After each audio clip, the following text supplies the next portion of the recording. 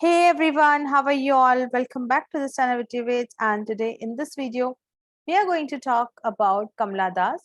We are going to discuss about the last Indian writer of our syllabus, and I hope you are aware about all the previous one. So let's continue with this. कमला दास, इनका पूरा नाम है कमला सुरैया दास. ठीक है, ये एक Indian English poet है. इनका जन्म 31 मार्च 1934 को हुआ था थ्रिसो, जो कि मालाबार कोस्ट पर यानी कि जो अभी प्रेजेंटली केरला में है वहां पर हुआ था 1934 में. इनकी डेथ 31 मई 2009 को पुणे के अंदर हुई थी जब इनकी एज 75 ईयर्स थी. इन्हें निमोनिया हो गया था और उसकी वजह से उनकी डेथ हो गई थी. इनका जो पेन नेम है, जिस नाम से ये लिखती थी, वो नाम था माधवी कुटी. माधवी कुटी जो है वो कौन सी लैंग्वेज का नाम है? मलयालम. ठीक है, तो वो उनको बेसिकली यदि हम बात करें तो वो इंग्लिश और मलयालम राइटर थी. यानी कि दो लैंग्वेजेस में वो पोइट्री लिखा करती थी, एक मलयालम लैंग्वेज और दूसरी इंग्लिश. बाय ऑक्यूपेशन हम बात करें तो वो एक poet, novelist and short story writer थी. ठीक है, उनकी कोटेशन है which says I am an Indian very brown born in Malabar. ठीक है, so this was about the brief introduction about Kamala Das. Now let's see some other points to remember for examination point of view as well. See, उनकी जो awards की बात करते हैं तो सबसे इम्पोर्टेंटली ध्यान रखना कि ये नोबेल प्राइज ऑफ लिटरेचर के लिए 1984 में शॉर्टलिस्ट हुई थी. इनको मिला नहीं था बट ये शॉर्टलिस्ट हुई थी, और शॉर्टलिस्ट होना एक बहुत बड़ी बात होती है Nobel prize of in literature. इसके बाद इन्हें Asian world prize for literature 1985 में मिला. पेन्स एशियन पोएट्री प्राइज भी मिला इन्हें. मोर इम्पोर्टेंटली साहित्य अकेडमी अवार्ड मिला 2003 में. केरला का साहित्य अकेडमी अवार्ड मिला 2005 में. उनकी एक मलयालम स्टोरी थी सानुप्पू, जो कि उन्होंने 1968 में लिखा था, उसके लिए. ठीक है, तो just remember all the award she got. बहुत ज्यादा नहीं है, लेकिन यदि आप ठीक से पढ़ोगे और याद करोगे तो हो जाएंगे.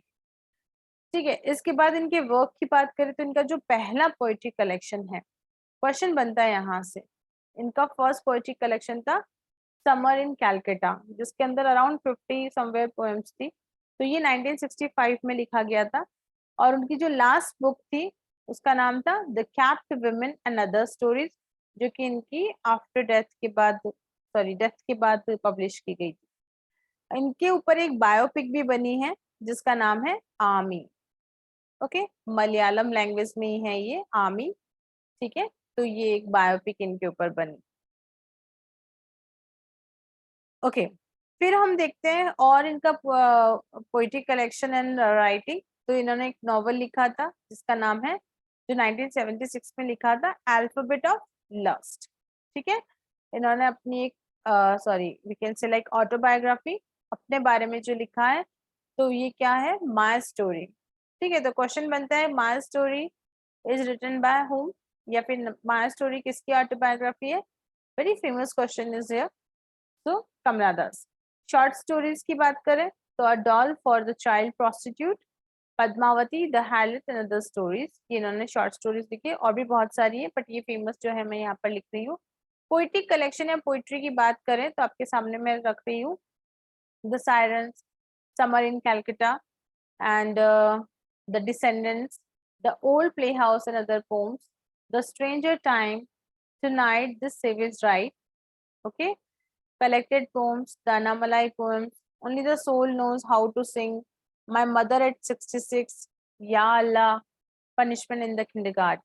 ठीक है, तो ये सारी की सारी उनकी पोएम है. अभी इनमें देखोगे कि अब समर इन कलकत्ता का जो कलेक्शन है उसी के अंदर the dance of the units, जो कि ग्रेड 1 के सिलेबस का पार्ट है, तो वो भी लिया गया. ओके, सो सिंपली पूछा जा सकता है कि इनमें से कमला दास के वर्क में कौन कौन सा काउंट होता है. इसके बाद आप देखोगे कि इनका जो पोइटिक स्टाइल है, जब ये पोइट्री लिखती थी या फिर इनकी जो भी स्टोरीज राइटिंग है, उसका स्टाइल पैटर्न क्या है. कमला दास जो है वो बहुत ही ज्यादा कंट्रोवर्शियल राइटिंग के लिए फेमस थी, because where she openly talks about the restrictions imposed on women. Women के ऊपर जो रेस्ट्रिक्शंस लगाए जाते थे उनके बारे में ये ओपनली बात करती थी, और इसी वजह से ये हमेशा कंट्रोवर्शियल राइटिंग, इनकी राइटिंग कंट्रोवर्शियल राइटिंग रहती थी।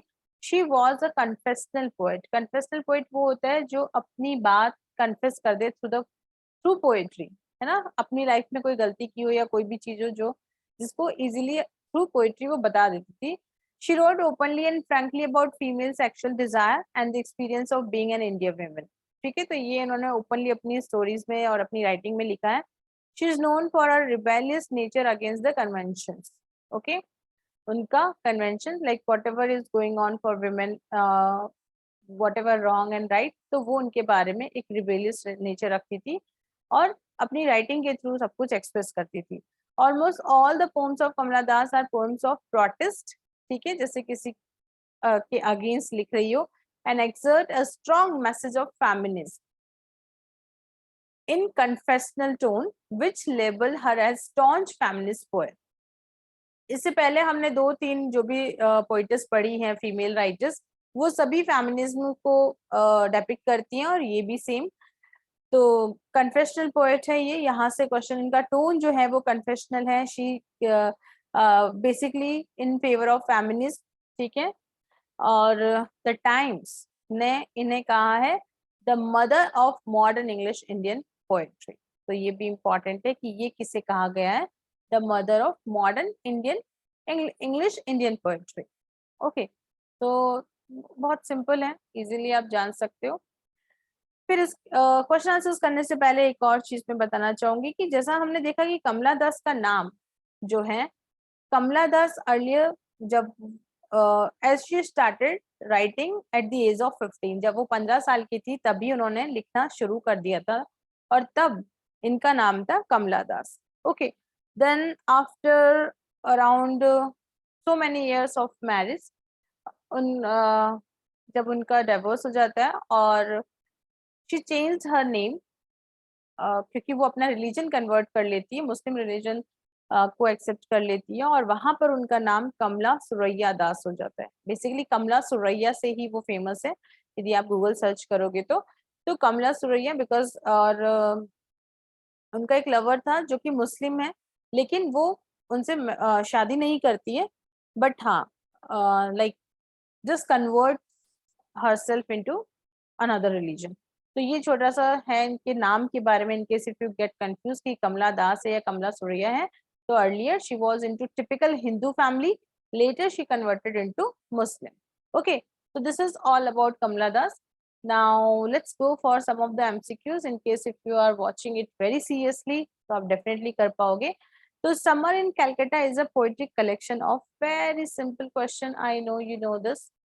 So there are some options, Manju Kapoor, Sarojini Naidu, Kamala Das और निज़िम उज़िकर, इनमें से किसका है ये समर इन कैलकाटा? तो ये आप अच्छे से जानते हो। हाँ, इसका आंसर आप मुझे कमेंट बॉक्स में लिख के दिखाओ। Then Kamala Das name after she converted to Islam was, जब उन्होंने इस्लाम कन्वर्ट कर लिया था तब उनका नाम क्या था? माधवी कुटी, सुरैया खान, कमला सुरैया दास और सुरैया दास। आपको इसका सही आंसर लिखना है। थोड़ा सा कंफ्यूजिंग आंसर है, सोच समझ के नहीं लिखोगे तो डेफिनेटली रॉन्ग लिखोगे, तो प्लीज इसे कमेंट बॉक्स में इसका आंसर जरूर दें। Then Kamala Das was born and died, कब पैदा हुई और कब, यानी कि उनका लाइफ स्पेन। सेम क्वेश्चन आ सकता है with the name of life span of Kamala Das. ठीक है, तो आप वो भी लिख सकते हो। तो देख लो यहाँ पर 1934 2010, 1934 2009, 37 8 और 24 4। तो ये आपको करेक्ट आंसर देना है कमेंट बॉक्स में। ए बी सी डी भी लिख सकते हो, question number 3 A B C और डी, whatever you know. Then the fourth question, Kamala Das autobiography, उनकी जो ऑटोबायोग्राफी थी उसका नाम क्या था? Summer in Calcutta, my story, stranger time, I have lived beautifully. So let's see क्या है उनकी ऑटोबायोग्राफी का नाम, just write down in the comment box। Then in which languages Kamala Das used to write poetry and literature? यानी कि simply बात है कि वो किस भाषा में पोइट्री लिखा करती थी या लिटरेचर को लिखती थी, हिंदी, इंग्लिश, मलयालम, उर्दू। तो इनमें से आपको चूज करना है which one is the correct answer here. Okay, A, B, C और D, just write this answer. ठीक है, तो फोर्थ क्वेश्चन नंबर 4 एंड 5 आपको डेफिनेटली लिखना ही लिखना है यदि आप वीडियो को लास्ट तक देख रहे हैं तो this way we have completed all the topics from Indian writers for second grade English examinations. So next हम cover करने वाले हैं next topic जो भी है उसे आप ध्यान से देखिएगा, just follow it all. So thank you so much for watching this video. In case if you want to solve more MCQs, you want to practice more test papers, so I would request you to download this application, Wittivits, from Google Play Store, and subscribe this channel also so you can get more updates about this, and there you can buy some of the MCQs like the test in the form of test series and can get your scorecard better. So thank you so much. See you in the next video. Bye bye.